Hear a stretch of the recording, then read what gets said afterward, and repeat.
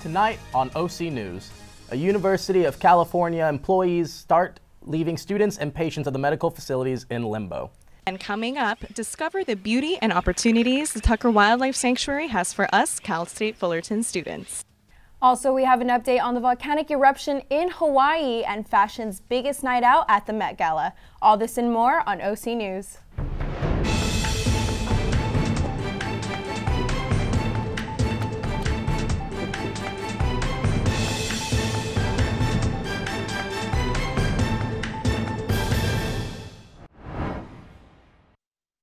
Us at OC News, I'm Robbie King. And I'm Amanda Vargas. OC News is brought to you by the broadcast journalism students at Cal State Fullerton. Thousands of University of California service workers began a 3-day strike today across the state in response to contract negotiations.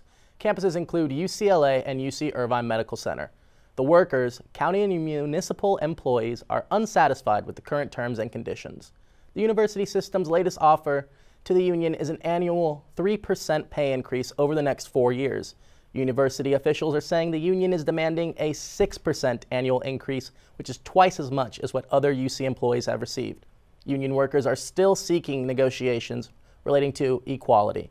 Catherine Lieberger, president of the union, Local 3299, said, quote, "We've bargained in good faith for over a year to address the widening income, racial, and gender disparities that frontline, low-wage workers at UC are living every day," end quote. The UC system insists that service workers such as custodians, gardeners, food service workers, and facilities maintenance staff are paid above the market rate, as much as 17% higher than comparable jobs. Molten lava continues to spew on Hawaii's Big Island. Sharon Cardona has the latest update on the volcano. Sharon? As of Monday morning, Hawaii's Kilauea volcano destroyed 35 structures, 26 of them being Leilani Estate homes. Let's look at overhead footages of the erupting volcano. The eruptions seem incessant.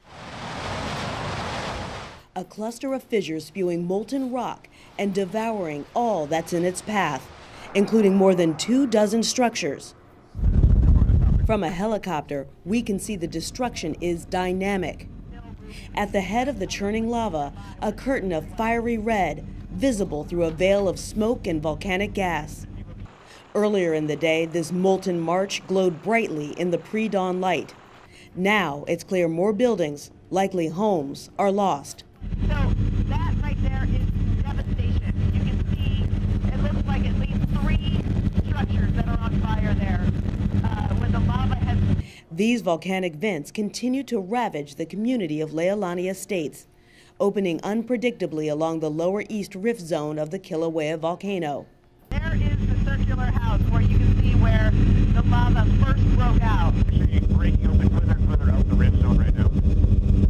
So pretty much every morning I've come out, it's been a little bit higher up. The destruction snakes across the landscape in waves of black. We head about 15 miles to the source. That big crater there, that is cool. All of this began when, to the southwest, the Pu'o'o vent of Kilauea collapsed. So that used to be almost wide up top, 2 craters up there, and all collapsed into one big hole. Because it collapsed up here, it just moved all of that magma all around, and now this is why we're seeing this outbreak. An outbreak that continues to threaten thousands of Hawaiians with eruptions, earthquakes, and toxic emissions. But while scientists know what is happening, they don't know how long it will last. If the images of liquid fire don't grab your attention, here are some staggering statistics. The temperature of the lava is over 2,000 degrees Fahrenheit. Over 1,700 residents of Leilani Estates and the nearby Lani Puna Gardens were told to evacuate. 10 fissures, which are cracks that lava pours from the ground, have been found spouting lava and sulfur dioxide. To look at volcano eruption live, you can go on volcanoes.usgs.gov. Back to you at the desk. First Lady Melania Trump unveiled a new initiative today called Be Best, focusing on the problems that today's youth deal with. Her goal is to educate children on social media use, opioid use, and overall well-being. The White House said that Be Best will concentrate on, quote, values such as healthy living, encouragement, kindness, and respect, end quote. Here's more on the First Lady's efforts. Nearly 16 months into her tenure, Melania Trump announced her platform as First Lady, Be Best. Let us teach our children the difference between right and wrong and encourage them to be best in their individual paths in life. Standing feet from the Oval Office in the historic Rose Garden, Mrs. Trump expanded on 3 pillars of this program: well-being, social media, and opioid abuse. Together, I believe we should strive to provide kids with the tools they need to cultivate their social and emotional health. She made sure to recognize a young student who created the buddy bench at school, so anyone sitting on the bench at recess would be a signal to others to reach out and invite the person to play. As for social media, too often it's used in negative ways. Critics have pointed out the irony of her focus on cyberbullying when her husband has used Twitter to attack political enemies. When children learn positive online behaviors early on, social media can be used in productive ways and can affect positive change. President Trump has praised the way the First Lady has visited hospitals, schools, and families dealing with the opioid epidemic. He then signed a proclamation making May 7th the Be Best Day. I think you all know who's going to get the pen. This announcement has taken relatively longer for Melania Trump. Michelle Obama unveiled her Let's Move initiative 13 months into her tenure, and Laura Bush debuted Ready to Read, Ready to Learn in June of her first year as First Lady. Have you ever wondered what our campus would look like in 10 years down the road? Well, now you can get a first-hand look. Alicia Watt has the latest on the CSUF Master Plan. I'm here at the Campus Physical Master Plan Open House, where all it takes is a pen and a piece of paper to tell our campus exactly what you see for the future. The kickoff event had one simple question for the CSUF community. What do you want our campus to look like in 10 years? Around the room, students, teachers, and staff members wrote out different improvements and renovations they each had in mind for the future. While some suggestions were bigger than others, the board for the master plan wanted to hear it all. The last time we did this was in 2003. That was actually the finalized version. And to get a finalized version, or an updated version, constantly building on these different to the current environment or whatever's important now, that's what we're looking for. The master plan is a system that universities have been using for years to develop their campus. The purpose? A roadmap for the future. They take all that the students desire and try their best to accommodate with upcoming renovations that they hope will improve students' ability to learn and enjoy their campus. That you can fashion a place to be able to support people to achieve at the highest of their abilities while they're here. And we happen to believe that the place in which that happens makes a difference. One common theme that the board has noticed is a push for sustainability on the campus. But there is so much more they would like to know about the campus and what to improve on. Visit their website, masterplan.fullerton.edu, to see any updates, upcoming events, leave a comment, or see what changes will be made to the campus. And if you weren't able to make it to today's event, there are plenty of opportunities to get your voice heard. For example, taking the survey. I'm Alicia Watt with OC News. Delegates from Cal State Fullerton are in Sacramento today lobbying state government to increase the CSU budget for this fiscal year. ASI hosted their annual Advocacy Day on campus where they informed students about the budget crisis and what it means for our education. Matthew Kirkland has more. Cal State Fullerton's ASI held its annual Advocacy Day Monday morning in conjunction with the other 22 CSU schools. Saba Ansari is Chief Governmental Officer of ASI and was in charge of today's activities on campus. It's a statewide day of action that's held on all CSU campuses, and while we're doing these advocacy efforts on our campus, we also send a delegate to lobby in Sacramento to legislators to tell them why fully funding the CSU is important. So today we have postcard writing stations, phone banking stations, all these different ways to contact legislators, and we've also contacted local representatives from the office to come out and see why we all think the CSU is so important. Governor Brown only granted the CSU system $92 million of the $283 million they requested for this year. The budget increase is also only a 1.4% increase from last year, which is half the rate of inflation in California. While Governor Brown pledged that tuition would not increase this year, there could be other changes. Without a tuition increase, there's still a possibility of programs being cut and more students being turned away if he doesn't increase our budget.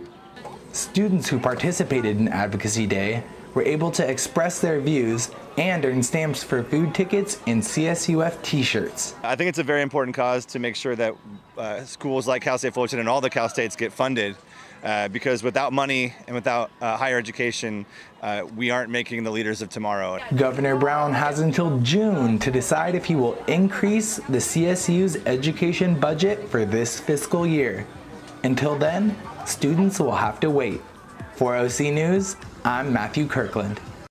Good news, SoCal. The beautiful weather continues this week. Erica Salazar has our 5-day forecast and more. Erica? Thank you, Robbie. We've had some beautiful weather this week, and it will continue as we lead to Mother's Day weekend. It will be the perfect weather to take your mom to that Sunday brunch. Now let's take a look at the temps across the country. Over the East Coast, we have temps in the low 70s and low 60s, and it starts to heat up in the Midwest, rising to the 80s and low 90s. Now on the East Coast, we have temperatures in the low 80s and will give us that perfect temperature for Mother's Day weekend. Today it was a perfect weather. It is currently 78. Tonight will be a low of 57. The sun rose today at 5:56 a.m. and you can watch the beautiful Southern California sunset at 7:30 p.m. This week it will be consistent. Tomorrow will be partly cloudy with a high of 81, a low of 60. Tomorrow will be sunny with a high of 80, a low of 59.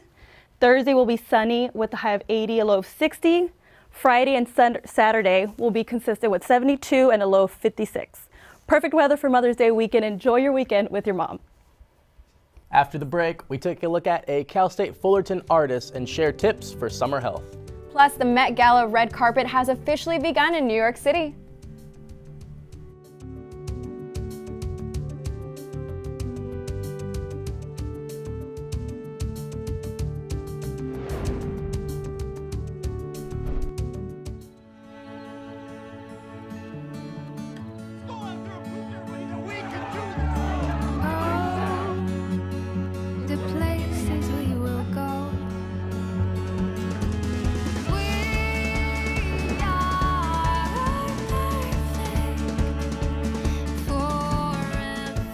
Every seat is a story. Behind every story is the reason for transparency.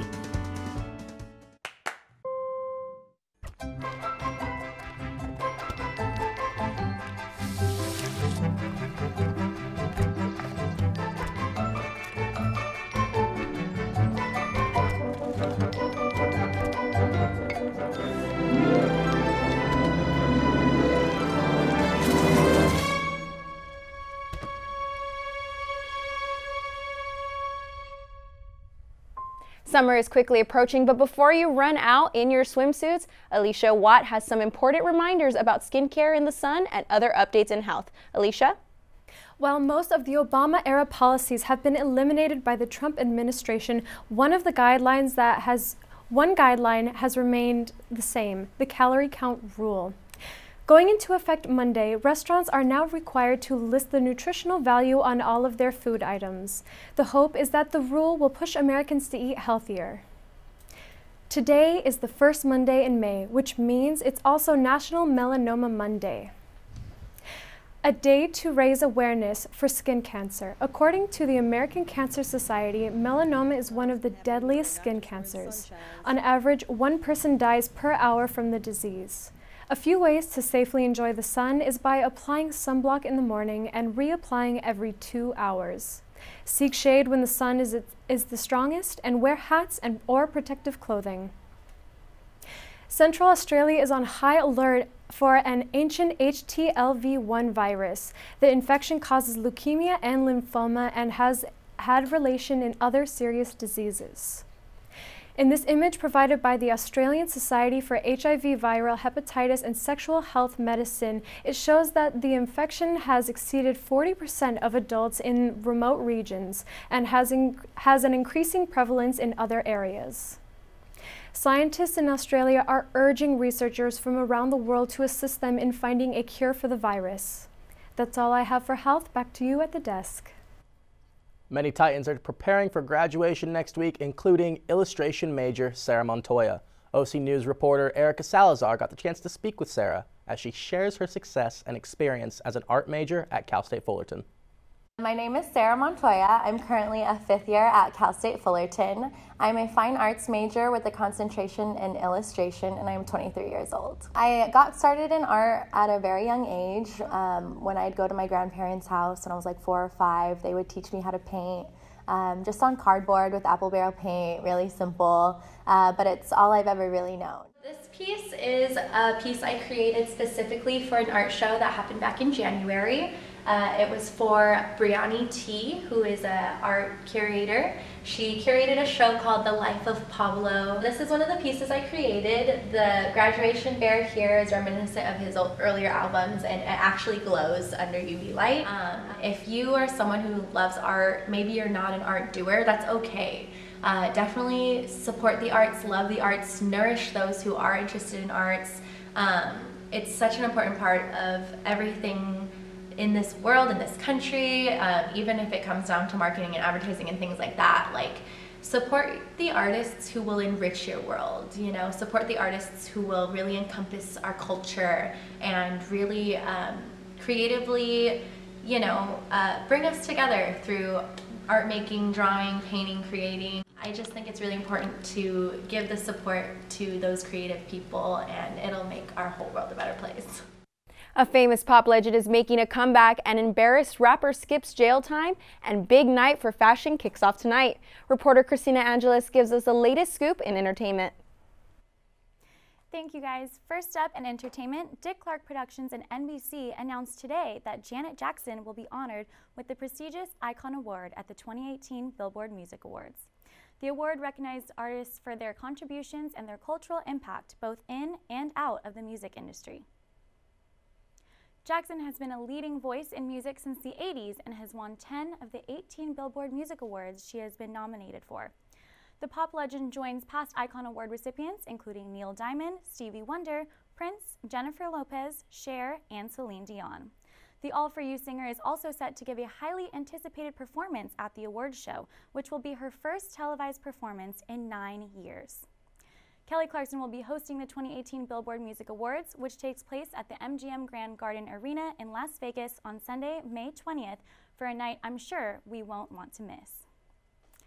After his arrest and conviction for assault, drug possession, and resisting arrest earlier this week, rapper G-Eazy took to Instagram yesterday to express his apologies.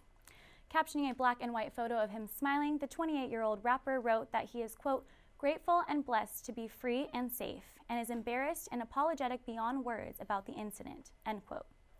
The Him and I rapper was arrested Thursday in Stockholm, Sweden, after authorities claimed he punched a security guard inside the nightclub after his performance. After resisting his arrest, police found cocaine in his possession and took him in. According to a courtroom source, the rapper appeared in court the next morning looking remorseful. His previously clean record was taken into consideration in the court's decision to sentence him to 2 years of probation and fines. In his post, G-Eazy confirmed that he will be back on tour performing and ended it by saying, quote, thank you to everyone who's held me down along the way and supported this journey. I appreciate you more than you'll ever know, end quote. Tonight marks the most iconic red carpet in fashion with the 70th annual Met Gala taking place at the Metropolitan Museum of Art in New York City. Sometimes referred to as the Fashion Oscars or the Oscars of the East Coast, the fundraising event brings together Hollywood A-listers and fashion insiders alike, but only if you can afford it and only if you are approved. A ticket reportedly starts at $30,000, but each attendee is personally approved by Vogue editor-in-chief and the gala's chair, Anna Wintour. This year's theme, Heavenly Bodies, Fashion, and the Catholic Imagination, has raised a lot of eyebrows, being referred to as the most controversial theme yet. The theme is said to prompt designers to show the Catholic religion's influence on fashion and how they intertwine. This year's co-chairs are Amal Clooney, Rihanna, and Donatella Versace, all of whom are returning Met Gala attendees. Aside from the fashion and the red carpet, this is also where President Donald Trump proposed to Melania back in 2014 and where the infamous elevator fight between Jay-Z and Solange went down.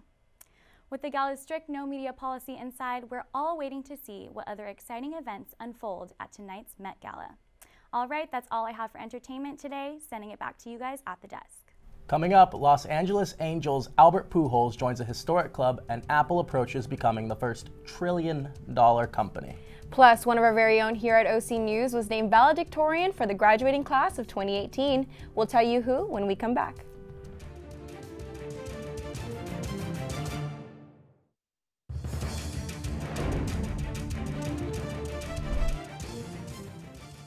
Hey, look, it's those guys.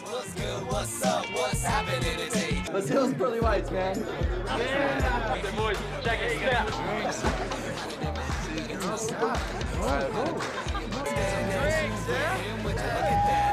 Stand up, do my terrorists, gonna compare us.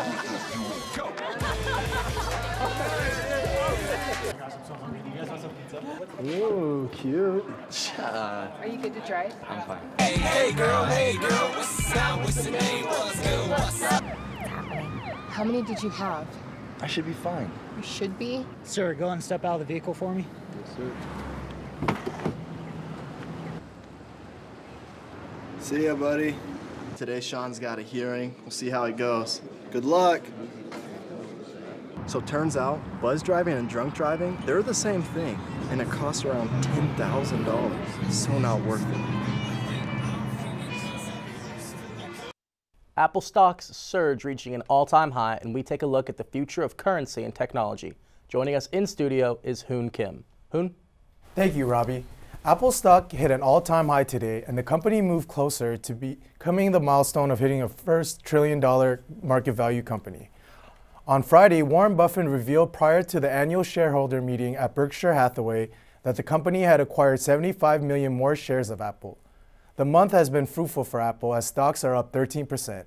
Apple's investors feared that Apple's best days were behind them, but thanks to Buffett's endorsement, investors view it as a value stock and a growth stock. With Apple nearly $1 trillion, there are companies who are not far behind: Microsoft, Alphabet, and Amazon. Since the word Bitcoin has been integrated into our popular culture, people are still unfamiliar with the process. Bitcoin is a digital currency which is not regulated by a central bank. Blockchain uses the same technology as Bitcoin, but despite the buzz surrounding blockchain, many people still don't understand how it works. And because of its enormous potential, major companies and even countries are now exploring how the technology could change the future of the digital economy. CNN's Claire Sebastian with more. Transaction happens between two users. The request is broadcast to the whole network, the amount and a digital key representing each user. The other nodes on the network verify it and then add it to a shared digital database organized into blocks. We all have access to the data. Nothing can be deleted or changed, so no one can cheat. The fact the database is maintained by everyone on the network means financial transactions can happen without a bank, contracts without a lawyer, in theory, even voting without a central election authority. I don't know much about the other people in this room, but one thing I do know is we're all volunteers donating our computer power to the blockchain. So what's in it for us? Well, you get paid. In the case of Bitcoin, confirming transactions and creating new blocks involves solving complex mathematical problems. It's called mining. The reward for doing that is new Bitcoins. Other blockchains also reward participation with digital tokens in some cases. That's all going to be it for technology. Now back to the desk. If you need a break from technology and a breath of fresh air, you can visit the Tucker Wildlife Sanctuary. Vanessa shows us the details. Wishing for a break from finals? Look no further than the Tucker Wildlife Sanctuary. This Cal State Fullerton-owned facility is only 30 miles southeast of campus. It's a nature getaway that's home to over 85 different kinds of species of birds and indigenous plants. Site manager Marcella Gilchrist invites community members to share in the magic. Students, high school students, college students coming in and helping us with the habitat restoration, the painting, the projects that need done here. Students still in search of summer internships may also be in luck. For some particular skills. And not all of it has to do with being out here in the natural world. We also have internships for people that like to do events or that can do some journalism, do some writing for us, work on our newsletters. So there's lots of different opportunities for students. Just remember that respect for the habitats is the #1 rule. Whether you volunteer, intern, or visit, the view is worth it. I'm Vanessa Brintrup for OC News. Thrilling finishes and historic moments filled this weekend in sports. Matthew Kirkland is in studio to break down the best of what happened. Matt? Thanks, guys. The softball team kicks off our action-packed weekend in sports, with the girls winning 2 of their last 3 games against Cal Poly. Taking the series maintains Fullerton's 2-game lead in the Big West. The boys were also on the diamond this week, sweeping their 3-game series with UC Davis. Junior Andrew Quezada threw his 2nd career complete game shutout on Sunday in the Titans' 5-0 victory. Quezada was humble, crediting his teammates post-game on Twitter. Get your brooms out because 2 more teams are on the verge of being swept. On Saturday night, the Philadelphia 76ers prematurely dropped the confetti on what was, they thought, a game-winning shot.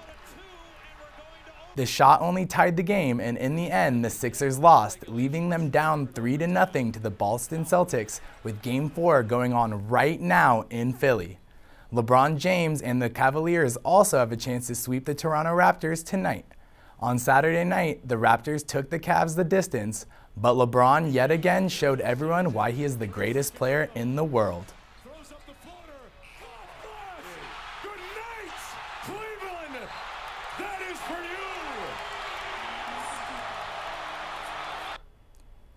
He had this to say after his 5th career playoff buzzer beater. That mental clock of being a kid and just kind of just telling myself 3, 2, 1 and, you know, making the noise of the net, that sound.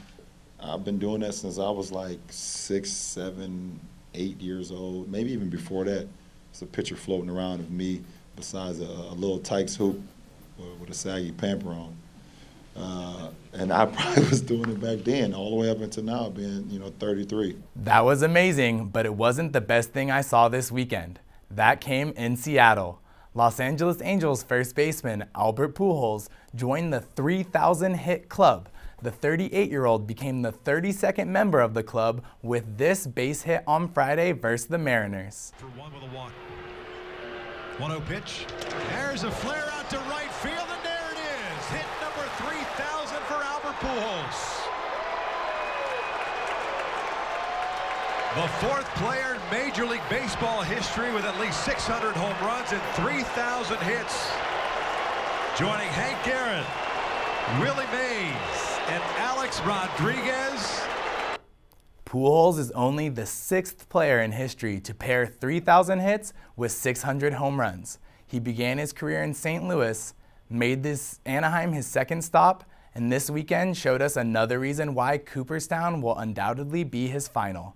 That's it for this weekend in sports. Back to you 2 at the desk. Although seniors have a couple more weeks before they can call themselves alumni, a select few have even more to be proud of. Matthew Kessler has more with the College of Communications valedictorian. With graduation closing in, seniors all over campus are getting into the pageantry of graduation. And none more proud than our valedictorians. I sat down with our own Nikki Justice to find out what has been her motivation over the years. I've always been a 4.0 student, and it's like, this is gonna sound like, oh, she's being like pretentious or something like that. But no, seriously, like I've been a 4.0 student since like kindergarten. I've always like pushed myself really, really hard in school, and I think that just comes from like family background. I know like my mom always taught me that it was like important to get an education, and then like, but I'm like, she's like, it's important to get an education, and it's also important to do your best.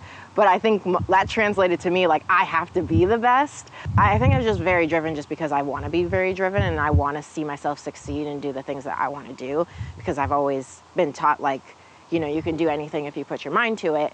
And at the beginning of the semester, I told myself, I was like, I'm going to be valedictorian. And I said it jokingly, but I was like, and then I got the email about it, and I was like, oh my God, I'm actually valedictorian. I knew that I wanted to go to Cal State Fullerton ever since I was in middle school. Like this was my dream school. So like I was so excited to get into this school. With all the success that Nikki Justice has had, I asked her what advice she has for incoming freshmen. So in school, I found like it's okay to not like be on top of everything 100% all the time, because things eventually work out, and they have worked out. So I think that was important for me to kind of learn. And you can definitely do it. You just have to put in the time and energy to make that happen. And like that doesn't mean you sacrifice like literally everything in your life, because I still balance my social life, my work life, my school life, my home life. Everyone in my life has always been super supportive, so I think that that's been a huge boost for me. I think I love Cal State Fullerton because there is so much support here, and not just academically, but like just people in general. Like I feel like most of the people that I've met at Cal State Fullerton are very positive people. Well, Titans, you heard her. If you have the drive, anything is possible. For OC News, I'm Matthew Kessler.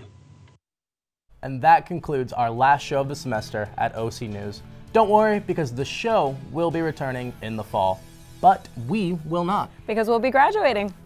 Ooh.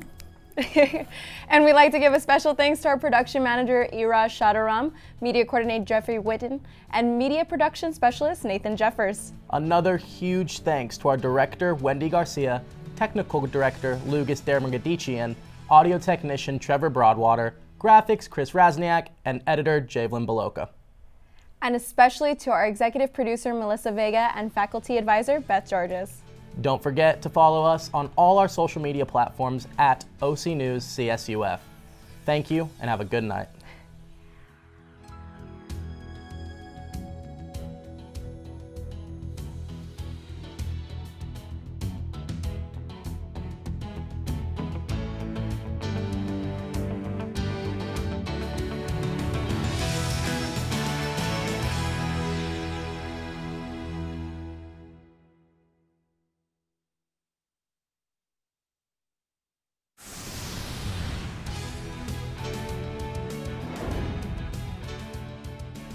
OC News is sponsored in part by Univision Communications, Southwest Airlines, and Casanova McCann.